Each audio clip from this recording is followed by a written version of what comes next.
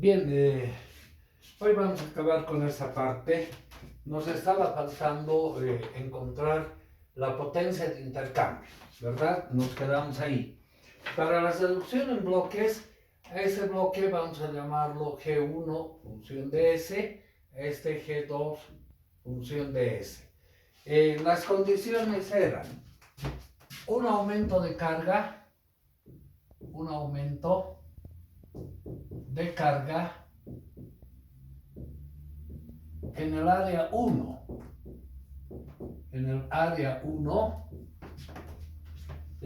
acá, que era una función escalón. Entonces delta PL1 era una amplitud delta PL1 sobre S, una función escalón. En el área 2 no existe variación de carga, entonces delta PL2 igual a 0. Entonces vamos a hacer la seducción en bloques. Lo que decíamos, todo este bloque, como no existe incremento de carga en el área 2, vamos a reducirlo y la vamos a llamar una función de transferencia 1. Función de transferencia 1. Tomando como entrada esta señal. Entonces en el bloque, en la malla directa, tenemos G2,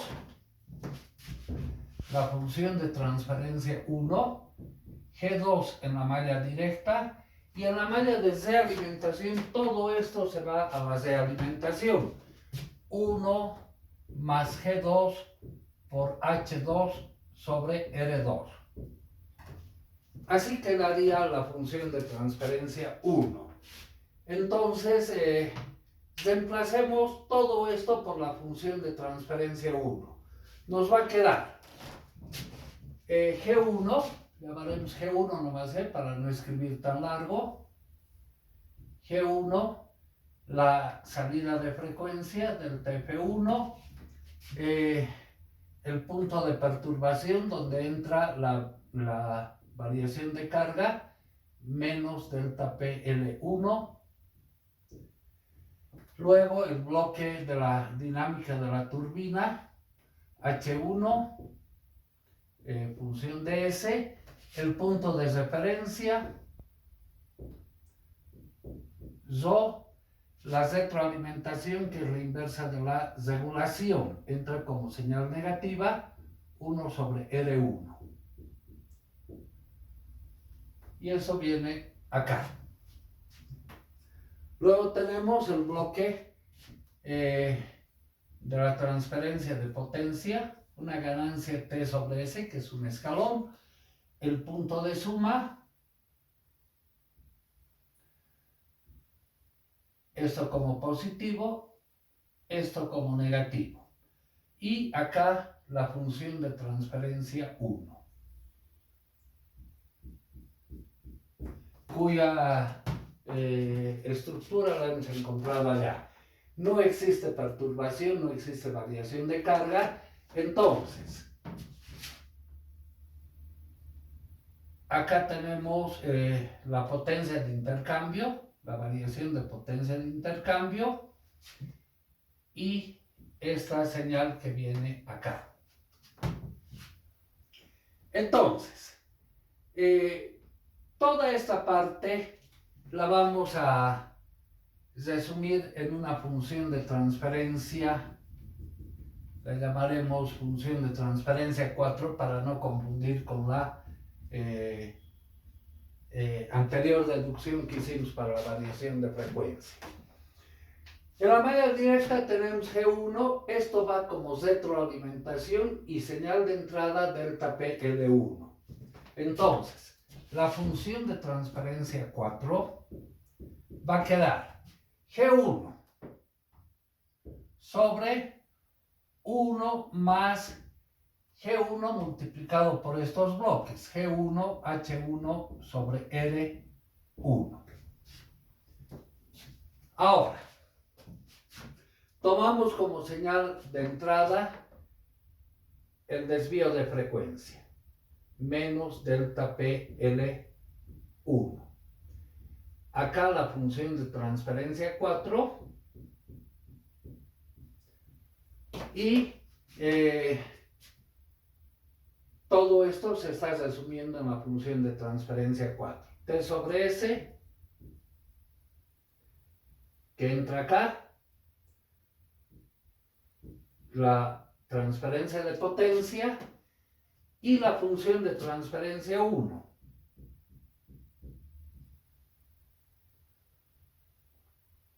Que entra ese punto de suma. Esto como positivo y esto como negativo. La señal de entrada acá es delta PT.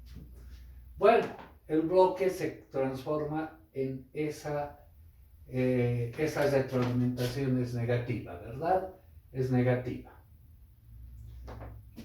Ya, ¿a qué va a ser igual delta PT? Hacemos el álgebra de bloques. La potencia de intercambio va a ser igual a T sobre S por la entrada a T sobre S. ¿Cuál es la entrada? La función de transferencia 4 como positiva, la función de transferencia 4 multiplicada por menos delta PL1 y menos delta PT, la potencia de intercambio. Eso por esta rama. Por esta, menos la función de transferencia 1 multiplicada por delta PT, la potencia de intercambio, que es la señal que queremos hallar. Bueno, ahora, todo lo relacionado con delta PT lo pasaremos al primer miembro y factorizamos la potencia de intercambio, delta PT, que multiplica 1 por este lado, luego vamos a transferir esto, multiplicado por TS. Pasa como positivo, más entonces T sobre S por la función de transferencia 4, simplemente así, ¿no? Acá también tenemos delta PT, entonces esto que es negativo pasa como positivo multiplicado por TS, entonces más T sobre S por la función de transferencia 1, y en el segundo miembro nos va a quedar T sobre S por la función de transferencia 4. Y de acá es que vamos a despejar delta PT, la potencia de intercambio, que está en el dominio de Laplace.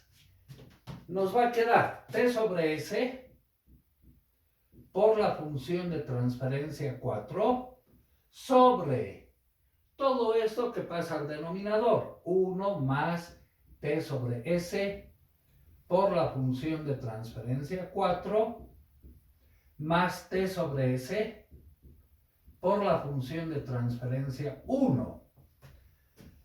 Y acá falta delta PL1, por menos delta PL1, ¿no? La perturbación, el incremento de carga. Entonces, por menos delta PT PL1, por menos delta PL1, la perturbación de la carga. Ahora, lo que queremos encontrar, ¿cuál es el comportamiento de transferencia de carga en un tiempo largo? Usamos el teorema del valor final. Por teorema del valor final, ¿qué nos dice el teorema del valor final? La potencia de intercambio, tomaremos en minúscula, en un tiempo grande es igual al límite cuando S tiende a 0 de S veces esta función de transferencia. Delta P T en el dominio de Laplace. Tomaremos con corchete. Ahora, haremos operaciones sobre esto. Vamos a poner por acá. Delta P T en el dominio del tiempo va a ser igual al límite cuando S tiende a 0 de todo eso. S veces esta función de transferencia, que la tenemos acá. Podemos hacer lo siguiente en esa función de transferencia. T sobre S por la función de transferencia 4 sobre, saquemos el común denominador acá, que es S. En el numerador vamos a tener S que multiplica a 1 más T por la función de transferencia 4 más T por la función de transferencia 1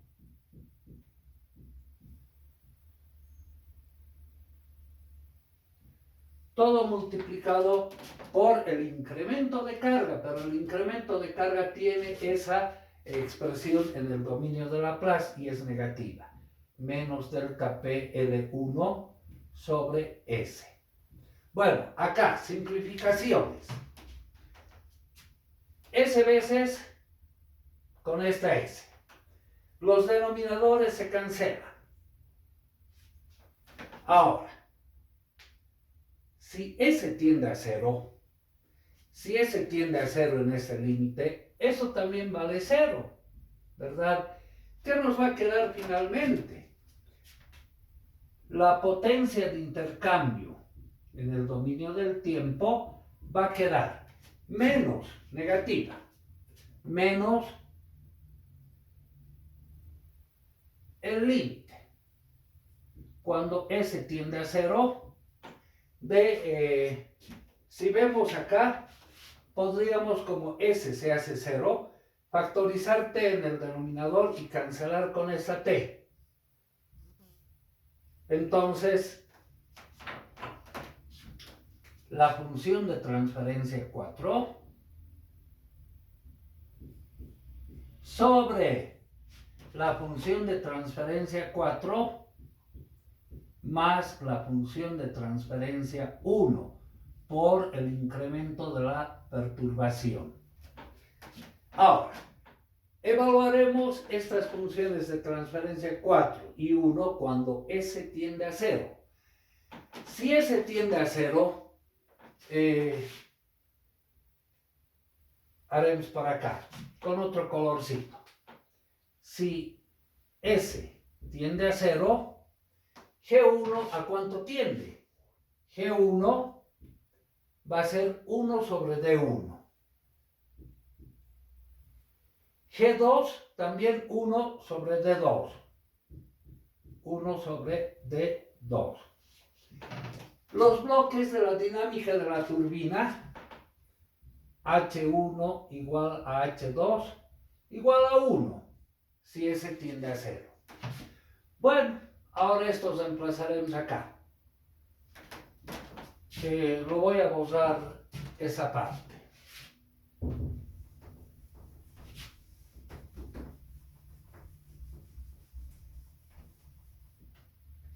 Ahora, si S tiende a 0, la función de transferencia 1 va a ser G2, pero G2 es 1 sobre D2, sobre 1 más G2 es 1 sobre D2, H2 es 1 sobre R, entonces por R2, de esa manera. Ahora acá, para poner de mejor manera, voy a multiplicar numerador por D2 y denominador por D2. no afectamos en nada, ¿no? Pero la función de transferencia 1 adopta la siguiente estructura. 1 en el numerador, en el denominador d2 por 1, más, al multiplicar por d2 se cancela con esta d2, 1 sobre r2. Y esto que tenemos acá es lo que conocemos como la característica de carga. Vamos a la función de transferencia 4, esta. Si S tiende a 0, la función de transferencia 4 va a quedar G1 cuando S tiende a 0 es 1 sobre D1, sobre 1 más G1 que es 1 sobre D1, H1 es 1 y nos quedaría D1 por R1. Igual que hace rato voy a multiplicar y dividir por D1, el numerador por D1, el denominador por D1. Entonces, la función de transferencia 4, cuando S tiende a 0, va a quedar 1 sobre D1 por 1 más 1 sobre R1. Ya tenemos las dos funciones de transferencia. Eso reemplazaremos acá. Entonces, la potencia de intercambio, yo creo que esto ya lo podemos borrar, va a adoptar la siguiente estructura.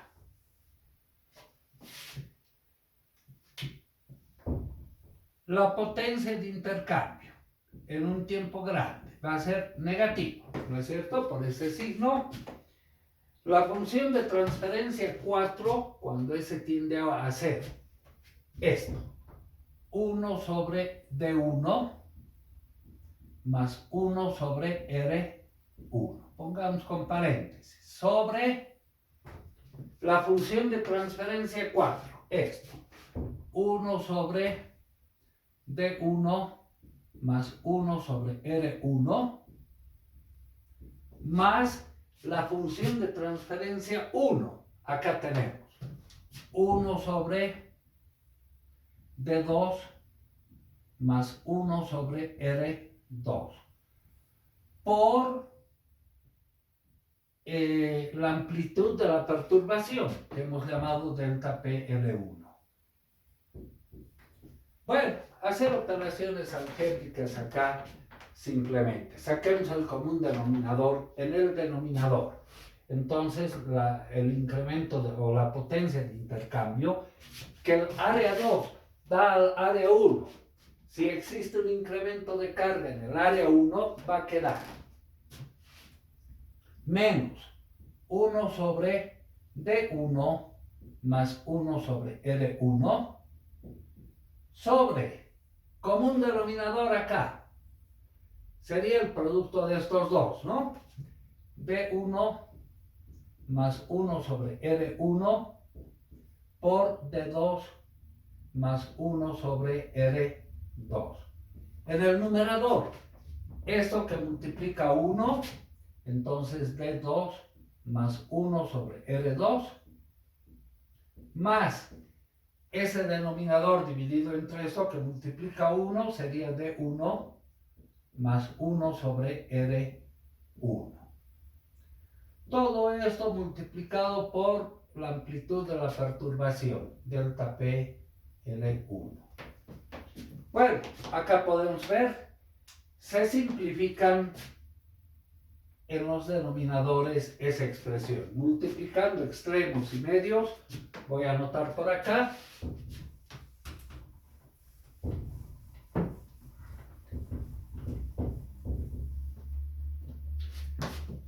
La potencia de intercambio negativo. Esto pasa al numerador. D2 más 1 sobre R2 sobre la suma de las características de área. Pongamos ordenado. D1 más 1 sobre R1 más D2 más 1 sobre R2. Todo esto multiplicado por la amplitud de la perturbación, delta PL1. Esta es la ecuación que nos va a permitir calcular cuánta energía da el área 2 al área 1. Recuerden, cuando hemos encontrado la variación de frecuencia ante un incremento de carga era menos 1 sobre la suma de las características de área, ¿no? D1 más 1 sobre R1 más D2 más 1 sobre R2 por la amplitud de la perturbación. Eso hemos deducido en clases pasadas. Nos faltaba la potencia de intercambio. Bueno, estas dos ecuaciones nos permiten calcular primero el desvío de frecuencia ante un incremento de carga en el área 1. En el área 2 no hay incremento de carga. ¿Qué sucedería si el incremento de carga fuera en el área 2 y en el área 1 no hay variación de carga? Para empezar, el desvío de frecuencia es el mismo, porque varía la frecuencia en toda la red. La potencia de intercambio. Aquí tendríamos D1 más 1 sobre D1 sobre la suma de esto por el incremento de carga en el área 2. Y si tuviéramos tres áreas, imaginémonos un tercer área. La variación de frecuencia, 1 sobre la característica, la suma de las características de cada área por el incremento de potencia en el área que ha pasado. El incremento de potencia sería la característica del área 2 más del área 3, si el incremento fuera en el área 1, ¿no? Sobre la suma de las características de área. Haremos un ejemplo para ver la parte operativa de todo esto en el uso fundamentalmente de esas dos ecuaciones. Si fuera en régimen permanente, las ecuaciones que hemos deducido se olvidan de R, ¿no? D2, D1 más D2, ya no hay R. No consideramos la regulación. Bueno, el ejercicio dice lo siguiente. Se tiene dos áreas. Un ejemplo. Área 1, capacidad nominal.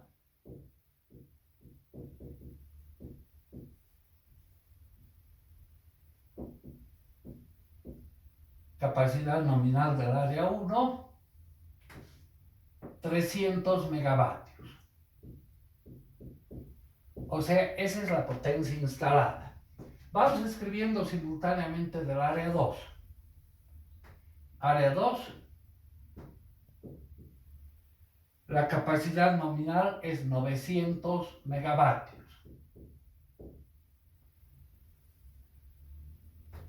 La regulación en el área 1 es 8%, en el área 2 también es 8%. La variación de carga,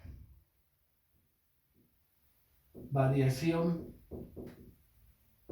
de la carga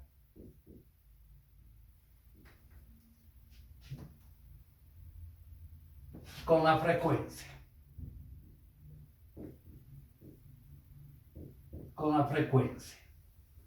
O sea, varía la carga, ¿cuánto varía la frecuencia? Eso sale de la característica de carga. Dice 2% para cada 1% de variación de frecuencia.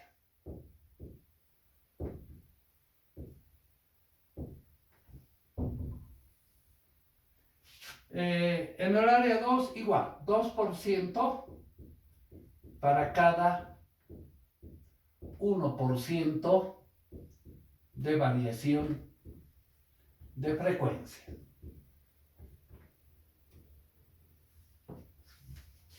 Esos son los datos que tenemos. Entonces podemos hacernos un esquemita.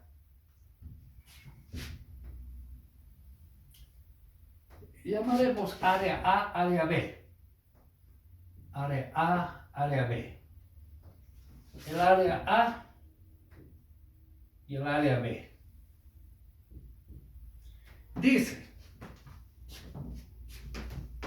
calcular el desvío de frecuencia, inciso A. Calcular la variación de frecuencia si existe un incremento de carga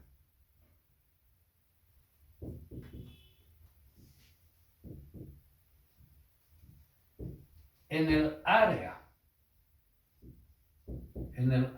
A de 5 megavatios. De 5 megavatios en el área A en forma aislada. En forma aislada. O sea, el área A solamente, ¿no? Existe un incremento de carga, un delta PL de 5 megavatios. Eso para el inciso A. Para el inciso B, calcular el desvío de frecuencia, igualito, si las dos áreas están interconectadas. Calcular la variación de frecuencia si las dos áreas están interconectadas.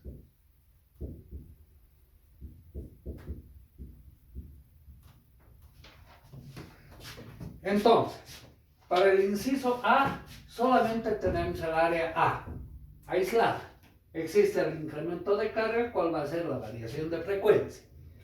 Para el inciso B, las dos áreas están interconectadas. El área A interconectada al área B. Y el incremento de carga se produce en el área A, delta PL de 5 megavatios. Bueno, la variación de frecuencia para el inciso A. La variación de frecuencia, nos vamos a nuestra ecuación genérica. Solamente tenemos un área, entonces la característica del área 2 no existe. Menos 1 sobre D1 más 1 sobre R1 por la amplitud de la potencia de carga. Así sería, ¿verdad? Esa sería la ecuación que nos va a permitir encontrar el desvío de frecuencia. Observaciones. Existe un incremento de carga, entonces es negativo. Si fuera lo contrario, sale carga de 5 megavatios, la frecuencia aumenta, entonces sería positivo, ¿no? Ya, segundo aspecto. Hemos recomendado trabajar todo por unidad de megavatio y en hercio. O sea, vamos a trabajar todo por unidad de megavatio y en hercios. Hercios en su valor real. Bueno, para por unidad de megavatio necesitamos una potencia base. Tomaremos como potencia base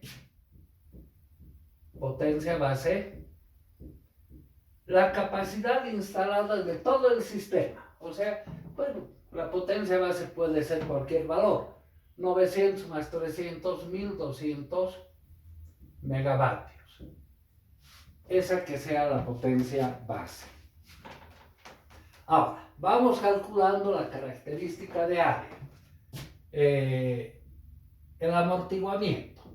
Dice 2% por cada 1% de variación de frecuencia. Esto es 2% de variación de carga por variación de frecuencia. Entonces, si varía 2% la carga, 1% varía la frecuencia. Eso quiere decir en la curva de la característica de carga-frecuencia, ¿no? Acá tenemos la frecuencia y acá la variación de carga. Para la mínima carga tenemos la máxima frecuencia. Para la máxima carga tenemos la mínima frecuencia. Entonces, aproximadamente es una sexta. Y acá tenemos los valores nominales. Para un valor de potencia de carga, la frecuencia nominal. La frecuencia nominal, que es la frecuencia de la Z, ¿no? Entonces, esa pendiente es la que estamos viendo. Varía 2% la carga, la frecuencia varía 1%. Esa información nos están dando. Bueno, en por ciento quiere decir también en por unidad. O sea, 0.02 sobre 0.01 por unidad de megavatio por unidad de hercio. Ahora, la característica de área se calcula en función a la potencia de demanda. No les he dado ese valor. Anotaremos aquí. La potencia de demanda del área A, la potencia de demanda del área A es 200 megavatios.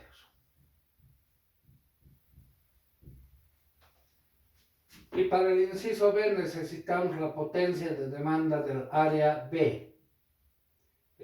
¿Dónde tengo ese valor?